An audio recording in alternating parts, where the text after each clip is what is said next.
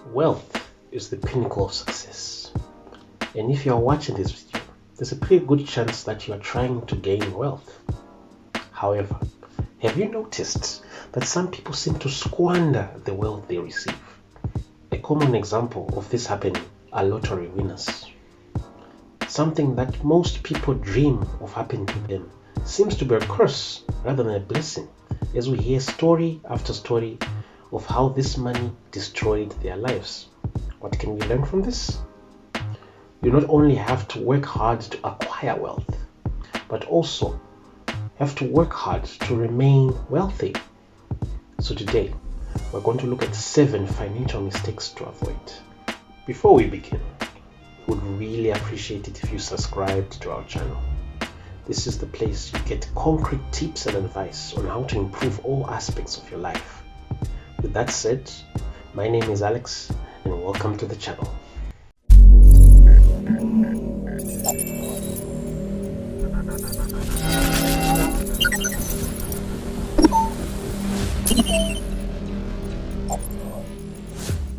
Knowledge is power, and knowing what to avoid goes a long way towards being successful. So watch the entirety of this video, not to miss out on any vital information.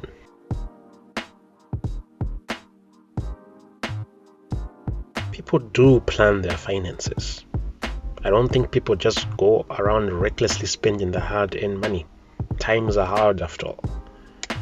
But what I do have a problem with is how people plan their finances. What usually happens is all the bills are planned for.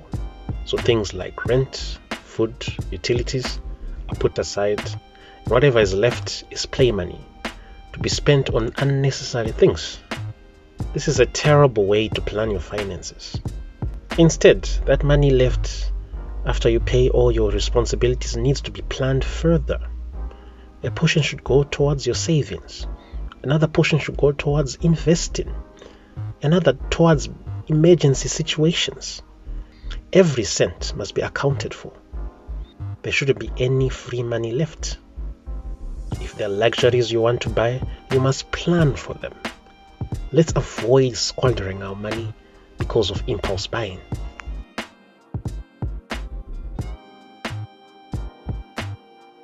You work hard for your money, and I think it's only fair for your money to work hard for you. I know you agree with me, which is why after this video is done, you start researching on the best ways to start investing. But for those who think investing is not for them, let me try it and convince you. You see, money is fighting against a lot of things to remain valuable to you. Things like inflation, for example.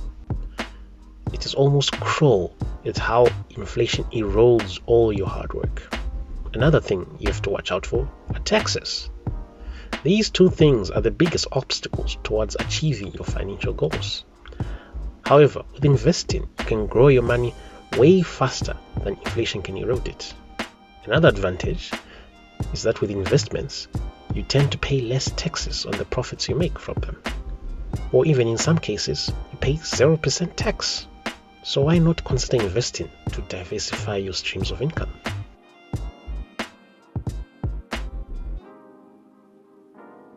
In third world countries, microfinance loans are pretty popular. This is due to the fact that most people's salaries cannot cover the costs of emergencies, such as funerals or having an unplanned child. But don't make the mistake of paying off your loan or any other debt for that matter with your savings. I understand in some situations this is unavoidable, but research shows that people who pay off their debts with the savings in their accounts are more likely to find themselves in more debt, and there's nothing more crippling to your financial situation than debt. So try your best to avoid the situation.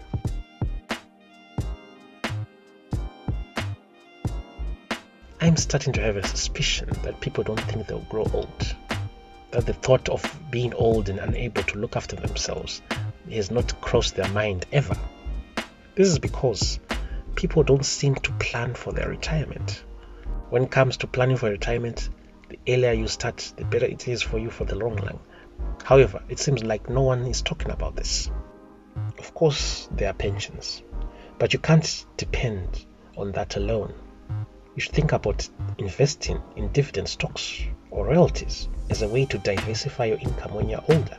There is nothing more sad than an elderly person fighting against poverty because they failed to plan for the future. Another solution is investing in your children. The more successful your children are, the better position they will be to look after you when you're older.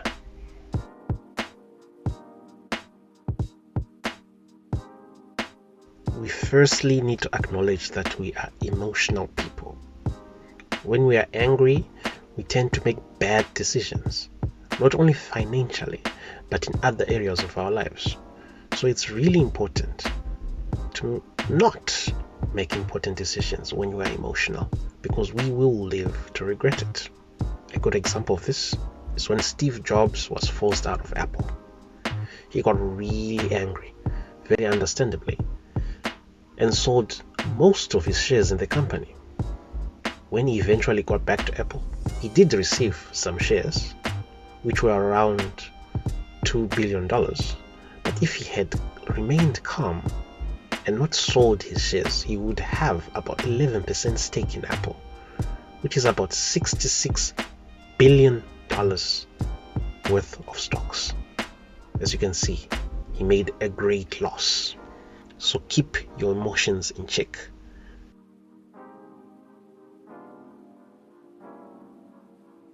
There is nothing wrong with making a lot of money. After all, the alternative is not really that desirable. However, that should not be your sole reason you do something. Money is just a confirmation that your process works, and if you pursue success with a mindset of perfecting the process, then the chances of making a lot of money increase. However, if money is all you care about, then you tend to make bad decisions. You won't risk as much. You won't try out new things because you're afraid that the cost is too much. Innovation in whatever you do will dry up. And without innovation, you will never reach the heights of success you could have. And since you're basically sabotaging your own success, you are also making far less money you could have. The key to making wealth is to love the process. Focus on perfecting your craft and the money will follow. Like the saying goes, give a man a fish and you feed him for a day. Teach a man to fish and you feed him for a lifetime. That's how you generate sustainable wealth. Seeing that you have reached this far into the video, why don't you leave us a like to show us that we're doing a good job. Also, consider subscribing for more content like this.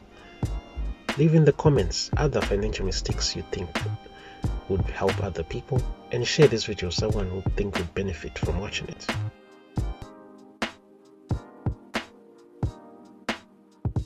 There seems to be a misconception that if you're a good person, you will make good financial decisions. But if you're a bad person, you will make bad financial decisions because you'll be overwhelmed by greed. There is nothing further from the truth. You really need to put in the time and effort to learn how to be financially responsible.